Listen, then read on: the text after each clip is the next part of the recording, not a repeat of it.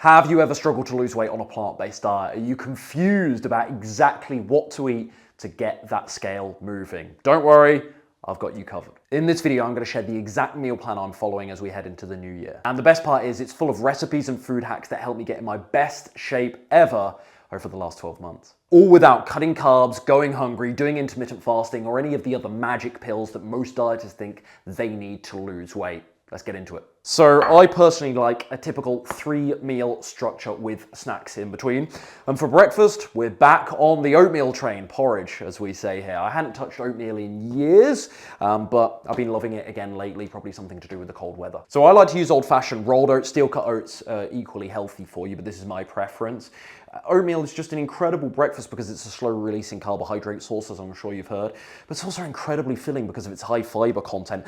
When I have oats for breakfast, I don't once have to think about food again between breakfast and lunch. Today, I'm doing 1.5 cups of oats with 1 cup of almond milk. You can use a little bit more. I personally don't like it too creamy, so that's about the ratio I go for.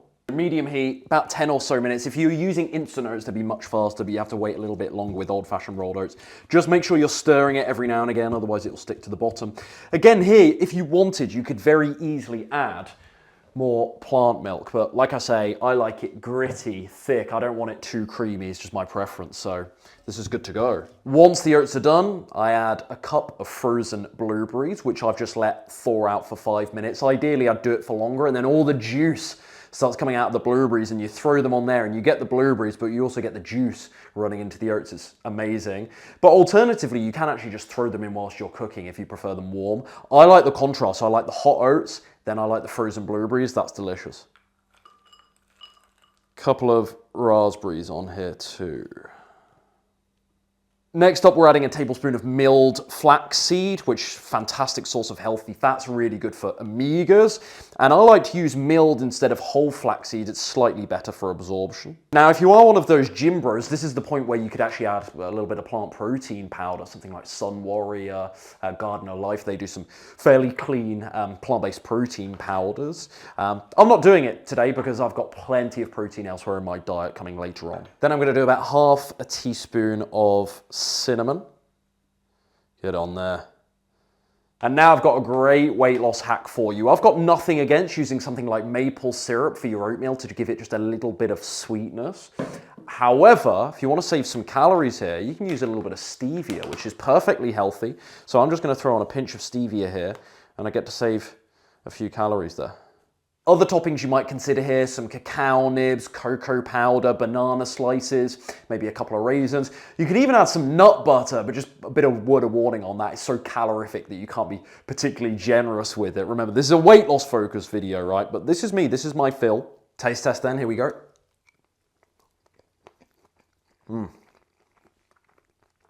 Yeah, that's really good. Needs a little bit more cinnamon, but that's good. And as I say, I love the contrast between the warm oats there and then the blueberries that are starting to thaw out. It's really good. What I like most about this, I talked about how filling it is. What I like most about oatmeal though, is its versatility. If I'm bored of the berry combination or those particular fruits, I can switch it up. I could use pear, which I really like in oatmeal, baked apple, peach oatmeal, oh, fantastic. I could change the type of nut or seed, the condiment, the stevia for maple syrup offering the sweetness. Lots of different things you can do with this. In terms of alternative options, what I've been doing for years, as many of you know, is my healthy cereal bowls with bran flakes or muesli, a couple of berries on there, a bit of plant milk, flax chia or hemp seed or walnut halves for those healthy fat sources, and I'm good to go. Really, either way, it's very simple stuff, right? For something a little bit more complex, I might do avocado toast. I mean, for goodness sakes, that's not even that complex. Tofu scramble, a little bit more elaborate, I might do on the weekends when I've got a little bit more time on my hands, but plenty of simple options there, I hope. Before we even get to lunch, it's worth saying at this point that portion sizes are relative. If you just copy and paste exactly what I'm doing here, same quantities, there's a very good chance it won't work for you because you and I aren't the same. And this is a general video that's going out there to the masses. So there's no personalized advice here. It might be too much in the way of calories. It might be too few calories for you. The fat, protein, carbohydrate content might not be quite right for you. I'm just here today to try and give you some ideas and inspiration about what to eat to lose weight. Don't worry though, towards the end of the video, we are going to cover what to do if the scale isn't moving. Right, cut to the chase then, Rye. What are we doing? We're doing a loaded salad. I love these. They're so bulky and they have an unreal calorie to volume ratio. You get lots of volume for very few calories. Cheat code for weight loss. So first up, my grain of choice to go in the salad is quinoa. We're going to fulfill the hippie stereotype of using quinoa.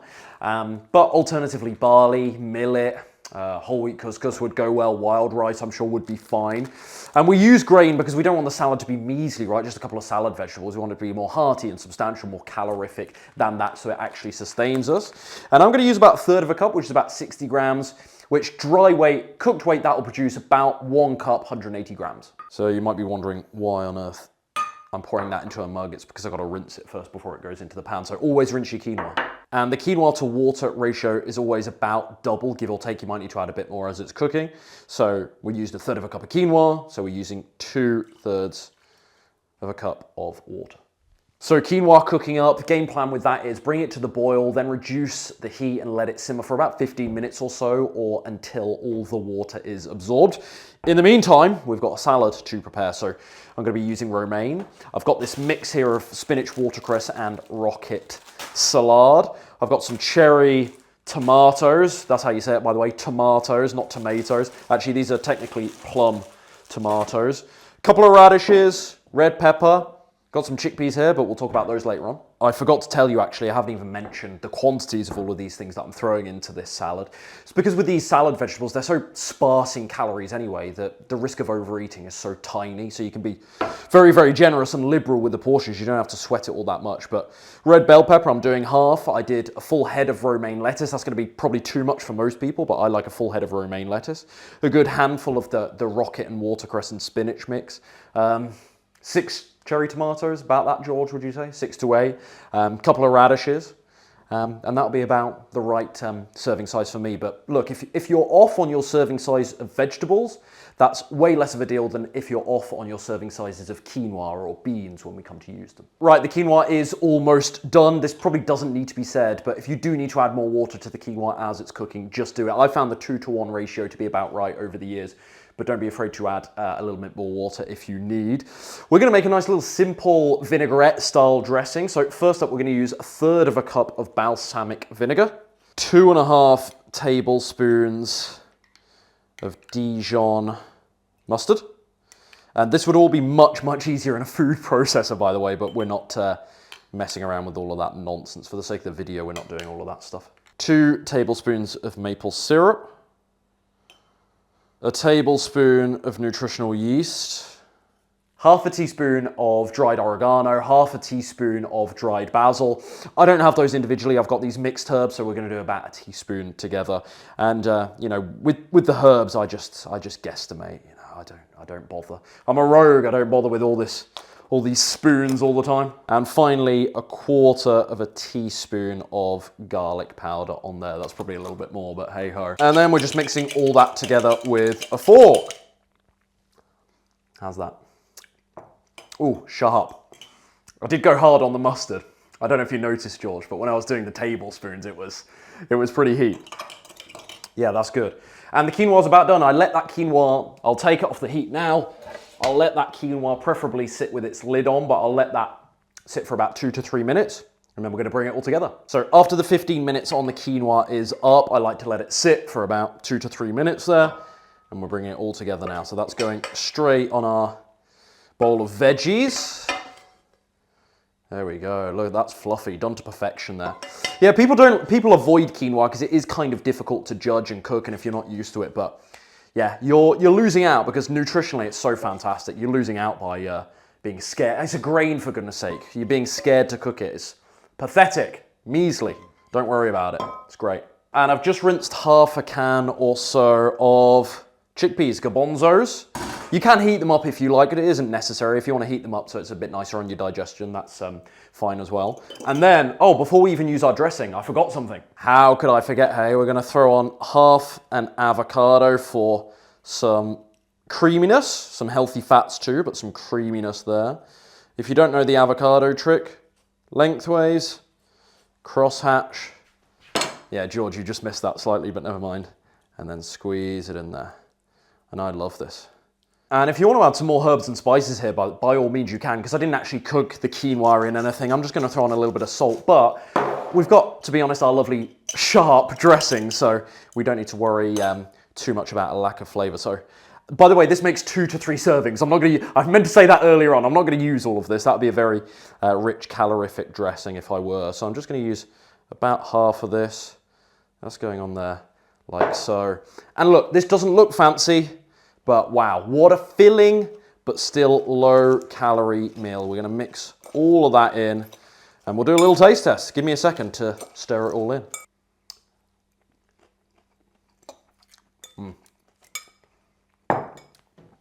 Really good. Creaminess of the avocado. Like I say, that dressing is a little bit sharp, but frankly, it's diluted well. I love this, so simple. And you know what? These are the kinds of meals that make it so much easier to lose weight because the volume to calorie ratio, like I said at the start, is just incredible. And I think that's one big misconception about weight loss. You don't always need to eat less food. If you simply change the composition of your meals, if you add lots of lower calorie ingredients, you could just eat such bulky meals for so few calories.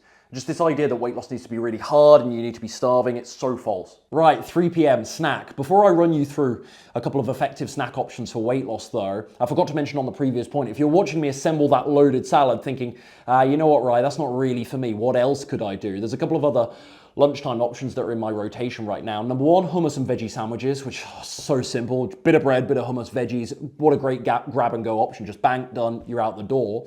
Or if I'm doing something a little bit more elaborate or I'm at home, it's not really elaborate, but I'm at home, I want something hot, then I'm doing rice, I'm doing beans or tofu and veggies, so just those 3 ingredients, very simple. Maybe a source of healthy fat, hummus, tofu, not tofu, excuse me, avocado, hummus or avocado, and then just a little bit of hot sauce on top or salsa, really straightforward stuff. But in terms of our snack options here, what I've got is a slice of bread with a little bit of hummus, which I will usually do toasted. A couple of cucumber slices, wouldn't go amiss on there, that's a really good combo, but sadly I'm all out of cucumber here. This is the bread that I often use. This is from Burtonnet or Burtonnet, I'm not sure how it's pronounced, bakery. And they have a couple of clean sourdoughs. It's not the best, it's not the cleanest bread in the world, but in the UK it's about the most decent bread that you'll find widely available anyway. So that's a good snack option for me. Or fresh fruit, that's a really simple one. It's packed with nutrients and low in calories. Fresh fruit is really good. Dried fruit is a lot more calorific, things like medjool dates and dried apricots, dried mango. But fresh fruit you can eat pretty liberally and the calories remain low. And I'll have a couple of snacks throughout the day. So not that I track my calories, but I have at least 200 to 300 calories worth of snacks throughout the day. But I'm actually having neither of those today, interestingly. In fact, today I'm having the best snack, I think, hands down, for weight loss because it is so low in calorie density that you can eat in such big portions and not have to worry so much about overeating. Can you guess what it is? Popcorn. That's right, popcorn. And who doesn't like popcorn, right? But here's the catch. This is the bad news, right? This is not popcorn that's filled with oil and butter. This is air pop popcorn. I throw a little bit of salt or a little bit of stevia on there, but 3 cups, which is actually slightly more than what's in here, would you believe? This is about 2 cups worth, 2.5 cups worth, but 3 cups of air popcorn, without oil or butter is only about 95 calories. So in terms of bang for your buck, the volume you get with popcorn to calories is absolutely insane. This stuff is a cheat code for weight loss. Another option I might have, and this is one for the more protein conscious folks, chickpeas, like roasted chickpeas, roasted edamame beans, they can be a great way to get a little bit of protein in between meals as well. But yeah, these are my common snack options. And do you need as many snacks per day as I do? It's relative, isn't it? It depends on your particular nutrition needs. So you will have to judge your hunger very honestly and make sure that you're not turning to snacks out of boredom, you want to pick me up something to do, or you're just doing it in that 4 p.m. lull in the day for a little bit of entertainment. Tonight's dinner is one of my favorites. We're going for tofu stir fry. Now you can do this with buckwheat soba noodles, brown rice noodles, which I'll do from time to time, but we're going old school today. We're just doing it with plain old brown rice. But incidentally, that's my favorite. And I'm going to go for about 80 grams. Where's my gram amount? So I'm going to do 80 grams or so of brown rice. That's dry weight, obviously, which when cooked will make about 1 cup to 180, which is about 180 grams or so. So let's see, are we 80 grams? A little bit more. There we go. And all I'm going to do is cook this as per the instructions on the packet, but of course it's going to be 25-30 minutes of brown rice standard. So we're doing this in a little bit of a backwards order. The stir fry doesn't take anywhere near as long to cook as the rice. So in the meantime, we're going to get our sauce ready, even though that's the last thing we're throwing on. 2 tablespoons of low sodium soy sauce. This is a very basic stir fry sauce that I like to use. And then 2 tablespoons of water. And then 1 tablespoon of lemon juice, but I'm just going to squeeze some in, to be honest. Probably about right. 1 tablespoon of maple syrup. 1/4 of a tablespoon of garlic powder, which I always guesstimate, which can go badly wrong, but a bit more. Go on, there we are. And this is 1 serving, so really simple. Of course, it's not a great deal of liquid, so you can always add a little bit more soy sauce, a little bit more water if you want to dilute, because they don't have too many calories. As opposed to adding something like more maple syrup, you're adding lots more calories on there. So again, little hacks for weight loss here to keep the calories low. And then just mix this up and we'll set it aside for later. For our stir fry, I'm going to take half a block of this tofu, which is about 7 ounces. It's a large block of tofu. About 7 ounces there, which for many of you is going to be way too much tofu, frankly. But for me, I need it. It's absolutely spot on. If you don't like tofu, if you're not a fan, I get it. Most people don't cook it right and then blame tofu itself. But if you don't like it, fair enough. You can always use shelled edamame instead. Dicing up the tofu and throwing that into a pan with some water just to saute. And I don't like to use oil at home. High saturated fat content. It's got a terrible calorie to nutrient ratio. So when I'm cooking at home, I just saute in water. Seasoning wise, this is the magic ingredients. This is Chinese 5-spice. If you can find it, this stuff is golden. If not, garam masala works relatively well as a substitution. A little bit of ground ginger is going to go on here, about half a teaspoon or so, a bit less than that, actually more like 1/4. Onion powder, garlic powder, we'll be good to go. So we're going to give our tofu 5 or so minutes to cook there in the pan on medium to high heat. Be prepared to add more water as you go because it doesn't last in a pan like oil does, probably quite obviously. But this is our cheat code here. We're using chopped, store-bought, these are very affordable stir-fry veggies. Of course, you can prepare your own if you wish, but this is where I like to cut some corners, save myself some time and hassle. I'm going to use roughly about 1/3 or half of this bag. I'm going to give them a wash now, throw them into the stir-fry.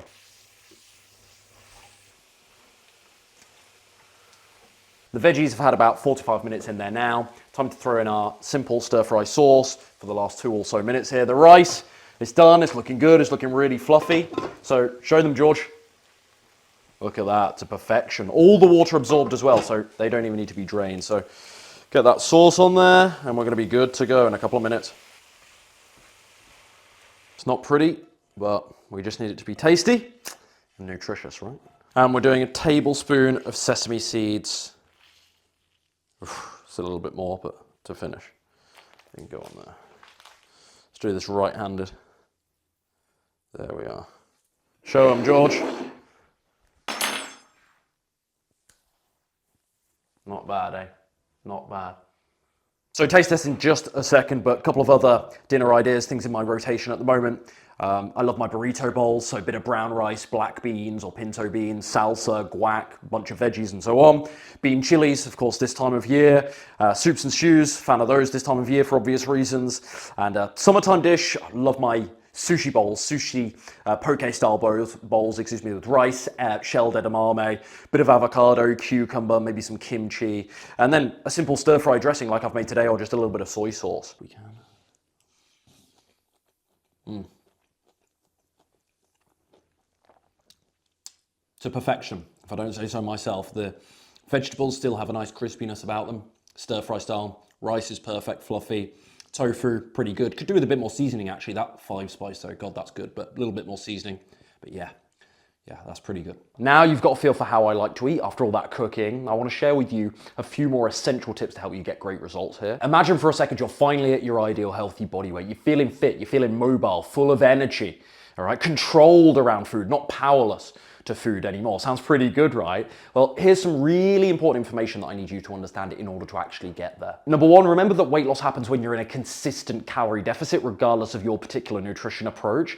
And whilst I've shown you some simple, satisfying, and low-calorie meals today that put me in a calorie deficit, they're not automatically going to do the same for you. So give this one full week, try some of the meals I've shown you here, and if you're not losing weight, you might have to trim some calories from your diet. Number two, keep in mind that your meal plan is only as effective as your current level of consistency. You can have the best meal plan in the world, but if you're one of those Monday to Friday dieters who has these massive 3,000 calorie blowouts on the weekend, that meal plan isn't going to bring you results. You're not nearly consistent enough to actually fairly test it. So remember that repetition changes habits and it changes your established behavior patterns in time. Most people give up too prematurely. They get discouraged by a bad weigh-in. They have one binge eating session and then they think, oh, why do I even bother? This is too hard for me. Push through that hump, watch your behavior change, go through the sugar withdrawals, and you'll be amazed at how you enjoy eating healthy foods. You actually acknowledge that you feel good. You start getting results and that becomes addictive and infectious to you, and you don't want to let that go.